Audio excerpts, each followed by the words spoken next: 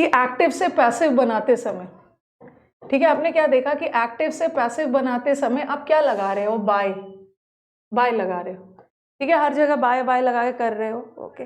But many a times active से passive बनाते समय बाय, ठीक है, बाय का संबंधी यूज होता है। कब नहीं यूज होता है? जब सेंटेंस में कोई ना वेग, वेग का मतलब है अस्पष्ट, जब सेंटेंस में कोई वेग नाउन या प्रोनाउन आ जाए, ठीक है, सेंटेंस में वेग नाउन या प्रोनाउन आ गया तो उस केस में हम बाय का यूज नहीं करते हैं, बाय का यूज नहीं करते। अभी एग्जांपल दे रही हूं, आपसे पढ़कर CPO, police constable, health constable निकाल लिया है, दोनों क्वालिफाई कर गए हो, बहुत अच्छी बात है, बहुत अच्छी बात है, ठीक है। जब भी सेंटेंस में वेग नाउन या प्रोनाउन आ गया, ये वेग क्या है बता रही हूँ, देखो ऐसा वाला भी एग्जाम्स में आ जाता है। अब मैंने यहाँ पे लिखा, इसका मतलब बता रही हूँ, मैंने लिखा he killed the dog, he killed the dog, तो इसका क्या बनाओगे? इसका तो बन जाएगा ना पैसिव, द डॉग। एक पता चल रहा है ना किसने डॉग को मारा है, एक निश्चित व्यक्ति के बारे में पता चल रहा है, ही ने मारा, तो ये वेग नहीं है, ये क्लियर है, क्लियर प्रोनाउन है, डेफिनेट प्रोनाउन है कि ही ने डॉग को किल कर दिया, तो the dog was killed by him, ठीक है, ही ने डॉग को मार डाला, डॉग को उसके द्वारा किल किया गया। चलो यहाँ तो सही है, लेकिन इसी सेंटेंस को मैं ऐसा लिखती ना, मैं सेंटेंस को ऐसा लिखती, somebody killed the dog, किसी ने डॉग को मार डाला, तो यहाँ भी somebody प्रोनाउन है, somebody यहाँ भी प्रोनाउन है और यहाँ भी ही प्रोनाउन है, दोनों प्रोनाउन है, ठीक है, दोनों प्रोनाउन है। बट ही में निश्चित पता चल रहा है, डेफिनेट पता चल रहा है, क्लियर पता चल रहा है, बट somebody में पता नहीं चल रहा, somebody में ही शी कोई भी हो सकता है। जब क्लियर नहीं है ना प्रोनाउन तो हम इतना लगा के छोड़ देंगे, सिंपली एक ऑप्शन में देंगे द डॉग वॉज किल्ड और एक ऑप्शन में दे देंगे the dog was killed by somebody. आपको दोनों ऑप्शन लगा के देंगे, एक में समबडी लगा के देंगे और एक में नहीं देंगे, तो आपको कौन सा चुनना है? क्योंकि समबडी वेग है ना, समबडी में क्लियर नहीं हो रहा, अनक्लियर है, तो जब भी समबडी वेग आ गया ना तो वहां बाय का यूज नहीं करेंगे, सिंपली ये वाला गलत हो गया, the dog was killed, the dog was killed.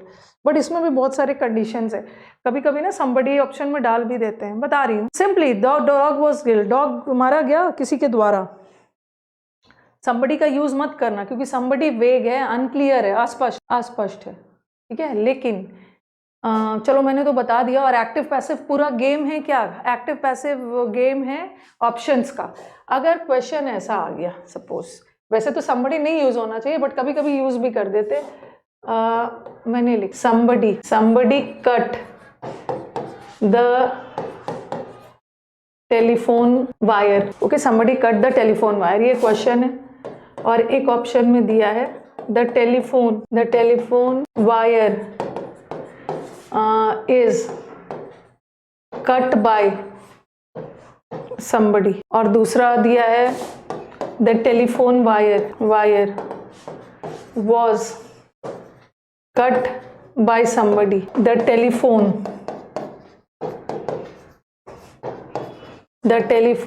wire has been cut। सबसे इंपॉर्टेंट है ना, सबसे प्रायोरिटी देना है आपका ग्रामेटिकल एरर को, कुछ ग्रामर और टेंस का एरर नहीं होना चाहिए। और फिर मैंने लिखा the telephone wire had been cut.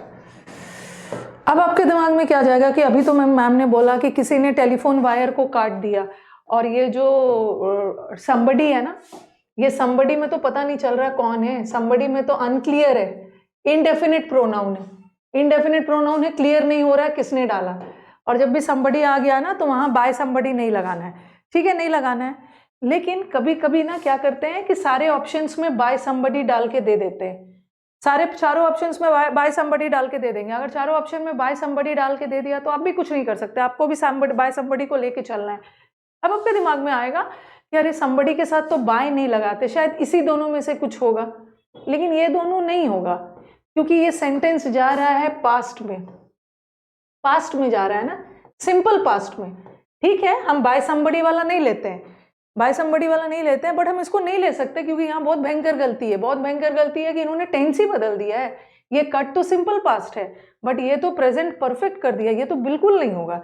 चाहे इसमें बाय somebody नहीं लगाओ बट इसका टेंस पूरी तरह से गलत है, सिंपल पास्ट है, इसको पास्ट परफेक्ट कर दिया, ये भी गलत है।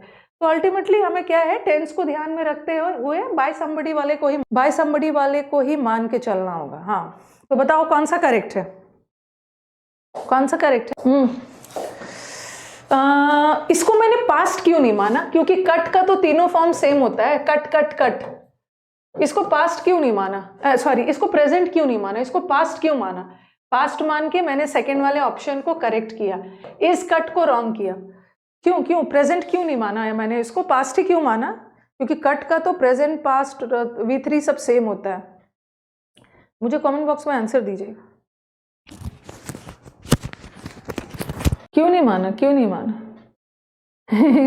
somebody के साथ, वेरी गुड शकील। अगर यहाँ पे ये प्रेजेंट होता ना तो somebody सिंगुलर होता, अगर प्रेजेंट होता तो somebody के साथ कट्स लगा होता। अगर हम प्रेजेंट मानते हैं तो somebody के साथ इज लगाते हो ना, somebody के साथ सिंगुलर होता है, तो सिंगुलर होता मतलब एस लगा होता है। इसका मतलब है मैंने इसको सिंगुलर नहीं माना है, इसको मैंने पास्ट माना है, पास्ट। अरे इस की वजह से सिंगुलर थोड़ी माना है, इस भी तो सिंगुलर ही है और वॉज भी तो सिंगुलर ही है, दोनों सिंगुलर है ना, बट ये प्रेजेंट है, ये पास्ट है, इसको मैंने पास्ट माना है क्योंकि ये प्रेजेंट होता है ना तो इसके साथ एस लगा हुआ। ठीक है, तो somebody वाला थोड़ा सा याद रखना है कि कभी वैसे तो somebody वेग होता है, हम बाय somebody नहीं लिखते हैं, ठीक है, लेकिन अगर चारों ऑप्शन में आ गया तो आपको भी मान के चलना है। अगर दो ऑप्शन में आया है, दो में नहीं आया, तो सबसे पहले टेंस देख लेना। यहाँ का टेंस तो बुरी तरह से रॉन्ग है, अल्टीमेटली हमें इसी को मान के चलना है और somebody को ही मान।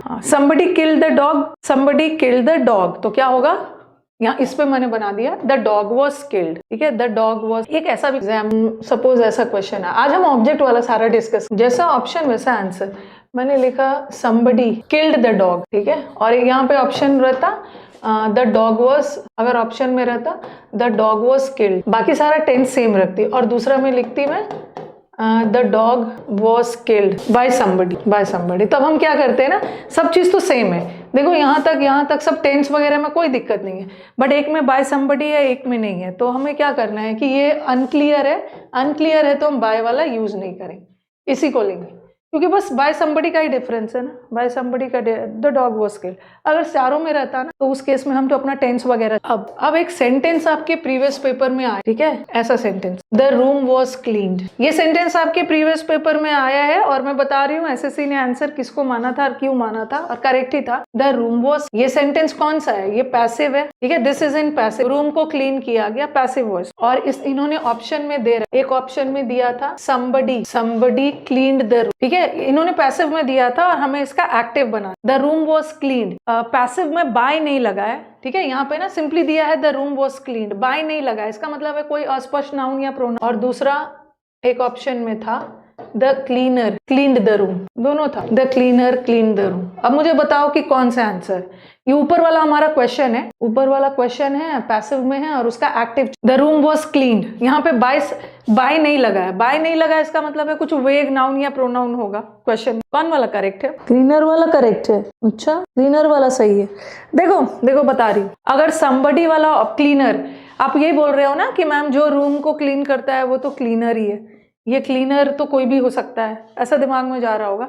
अगर पहला वाला ऑप्शन नहीं होता तो हम इसको टिक करते, क्लीनर वाला नहीं होता तो हम somebody को टिक करते, दोनों आया तो आंसर तो कोई एक ही है ना, आंसर तो कोई एक ही होगा आपके दिमाग में। हाँ, एसएससी ने आंसर दोनों का साइंस सही जा रहा है। ओके, मैंने बोला ना somebody वाला नहीं होता तो आप इसको टिक करके आते, ये नहीं होता तो ये टिक करके आते, लेकिन बाकी सारा चीज तो सेम है, मेरे को बस क्लीनर और somebody में डिफरेंस दे रहा है, और एसएससी ने आंसर इसी को माना था, और सही भी है। क्लीनर ठीक है, क्लीनर कोई निश्चित क्लीनर भी हो सकता है, लेकिन somebody में ना किसी ने रूम को, somebody ज्यादा वेग है। ओके, क्लीनर आया था रूम को क्लीन करने वाला, क्योंकि आपके दिमाग में जा सकता है कि जो भी रूम को क्लीन करे वो क्लीनर ही होगा ना, ये भी आंसर गलत नहीं है, ये भी हो सकता है, बट यहाँ पे बाय नहीं लगाया है ना, इसका मतलब है कुछ ज्यादा वेग, कोई अनक्लियर होगा तो somebody होगा, किसी ने रूम को, somebody में बहुत क्लियर नहीं हो रहा है। ओके, क्लीनर वाला क्वेश्चन में होता है ना तो हम क्लीनर को ही टिक करते, बट अगर दोनों आ गया तो हमें प्रायोरिटी somebody वाला को देना है, somebody इज मोर वेग, वो वेग है ज्यादा, ये आपके एग्जाम में आ चुका है, प्रेफरेंस हमें somebody को ही देना है, ज्यादा वेग, तो ये हाँ।